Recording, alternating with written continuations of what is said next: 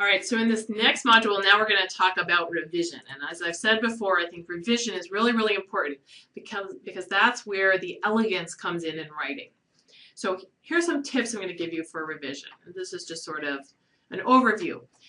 Read your work out loud, do a verb check, cut clutter, do an organizational review, and get feedback and editing help. So I'm going to go through each one of these in turn. So one of the big tips I can give you on revision is to read your writing out loud. That's because the brain actually processes the spoken word differently than the written word. You may have noticed that in this course as I've been reading some examples to you out loud, you kind of hear where all the awkwardness is, where all the kind of repetition. You hear that better. Your brain picks it up better when you hear it rather than when you see it. I don't know why that is, but that's just true. So always read your work out loud. That can really, really help you to pick up where things don't sound so good. Sometimes it even helps to read it out loud, put it in the tape recorder, and listen to it back. But usually you'll catch it just in reading it once. So read your writing out loud. That's a really great way to improve your writing, especially on revision. Another really great tip on revision is to do a verb check. Okay, so if you're kind of stuck and you're reading over your paper and you think it doesn't really have any oomph, it doesn't sound great, it's kind of boring, you're not quite sure how to approach improving your work. Here's a really easy thing to do. Take a couple of paragraphs and go through and underline each main verb, the main verb in each sentence, okay? And after you've underlined them all, kind of go back and look and see what your verb choices were. Do you have a lot of to be verbs? Is, are, was, were, be, been, am?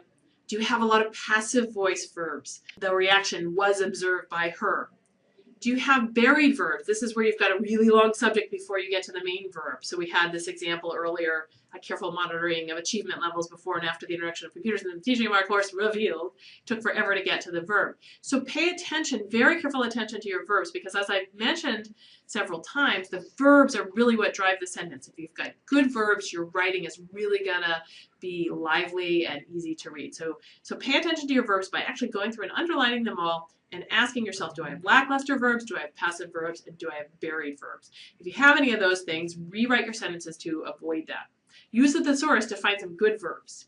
And as I've also stressed in this course, you need to go through and revision and cut your own work. And that's hard to do. It's hard to cut your own work. But now that you've done a lot of editing practice in this course, hopefully you've become better at noticing some of these problems and cutting unnecessary clutter. And you're going to be doing it on your peers' work this week, and so that'll also help you to practice. So things to watch for. This is just a little review of what we did in week 1. So you're going to watch for dead weight words and phrases. So be on the lookout for things like, it should be emphasized that. I want to tell you about, in my opinion. Empty words and phrases. These are things like methodologic, basic tenets of, important, that really don't add anything to the paper. Those long words or phrases that could be short, like muscular and cardiorespiratory performance rather than fitness. Also unnecessary jargon and acronyms. So as I've mentioned before, try to catch yourself if you're using a lot of acronyms and go back and replace those with the actual words. I would stick to only the most commonly used acronyms. And of course, jargon. Ask yourself, do I really need this to be the jargony word, or can I say this in a simpler way? Try to catch repetitive words or phrases. So last week we had the example where they had said teaches clinicians, and then in the next sentence they wanted to have something different, so they said it guides clinicians. Well, actually we didn't need that repetition. We actually converted that into a single sentence. And be on the lookout for adverbs. I always put these in a first draft, so I got to go back and find them and get rid of them. Very, really, quite, basically, generally, all those adverbs you got to go. So get used to picking on your own work and cutting out all of those extra unnecessary words. That's all the sentence level editing type of things. So if you're going to do this sentence level editing to make everything sound more elegant, and then kind of at a higher level, you should also do some kind of what I call an organizational review. And the way that I do an organizational review, I actually do this for students. So in the margins of their paper, for each paragraph, I'll tag each paragraph with just a phrase or even a sentence that sums up the main point. Like this paragraph's about pathways. So I might even just write pathways, mechanisms, on that paragraph. And I'll go through each paragraph and I'll give that little tag. And what I inevitably find is that there are multiple paragraphs with the same tag in different places in the paper. So then I move those paragraphs around so that I improve the logical flow and bring similar ideas in the paper together. So it's a really easy thing to do. Just go through your whole paper. In the margin for each paragraph, write down in one or a couple of words what was the main point of that paragraph that I was trying to get across. It helps you really evaluate how well you structured your manuscript. Hopefully, if you did a good job on your pre-writing, what comes out in your first draft is already well organized. But sometimes, things happen and you get something that doesn't have good organization. Now you got to go back and you got to pick that up, and you've actually got to do an organizational, a structural revision. That's much harder to do than just sentence level editing. So hopefully you don't have to do too much of this, but a way to kind of point out where you might need to do a little bit of organizational review, big picture, moving things around, is to do this kind of tagging exercise.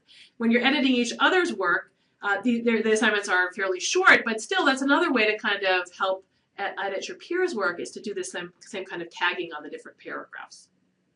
So do a kind of high-level organizational review. And then revision it's really helpful if you can get outside feedback. It's hard for us all to edit our own work. You get better at it the more you do it, but it's still hard to edit your own work. You get attached to some of your words. So ask someone outside of your department, hopefully outside of your own little niche in science, ask somebody else to read your manuscript. It doesn't have to be somebody who has any training in editing or anything like that, just somebody who's intelligent, has enough knowledge of science to be able to read a scientific manuscript, but hopefully not domain-specific knowledge. And make sure that they can tell back to you the main findings, the take-home messages, and the significance of your work. Even without a technical background in your particular area, they ought to be able to get those 3 things from your paper without any problem. If they're having trouble getting that much out, ask them to point out particularly hard to read sentences and paragraphs in your paper. They can just, circle them, underline them, and those they can point you to the places where you really need to do some revision. Or they may just say that this is written at too high of a level and you really need to bring it down one level, make it simpler, make it clearer, make it more active and fun to read and less boring to read. So get some outside feedback from somebody outside your immediate field, and find a good editor to edit your work, somebody who actually knows how to do that sentence level editing. It's really, really helpful if you can find somebody like that who can edit your work. And sometimes, a spouse, a significant other, a friend, if they're willing, can make a good editor. And maybe you'll meet somebody in this course who's a good peer editor who you can team up with later, and you can edit each other's work. It's often good if it's a reciprocal relationship where you edit their work and they edit your work, and that way both parties benefit. So if you find a good person to work with like that who knows something about sentence level editing, that can really help improve your work. And hopefully you also have somebody like an advisor or an editor down the road who can polish your work at the end of the day. The preceding program is copyrighted by the Board of Trustees of the Leland Stanford Junior University. Please visit us at med.stanford.edu.